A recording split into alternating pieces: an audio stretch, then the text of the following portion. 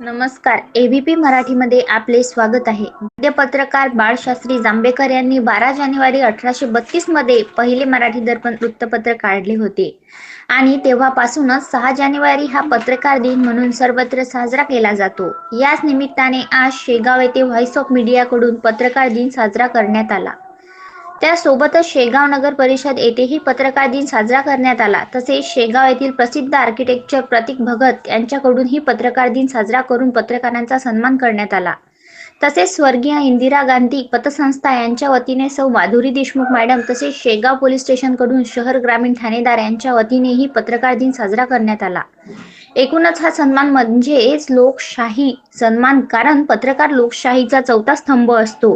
त्यामुळे कायम समाजातील विविध विषयाला घेऊन पत्रकारिता करणाऱ्या पत्रकारांना व्यवस्था परिवर्तन आणि सामाजिक कार्याचा आढावा घेऊन सामान्य जनतेचा लढा लढण्यासाठी करताना अशा सन्मानाच्या कार्यक्रमाने त्यांना पत्रकारांनाही प्रोत्साहन मिळते, हेही तितकेच नक्की. एबीपी मराठीसाठी मुख्य संपादक विठ्ठल अवताडे, शेगाव.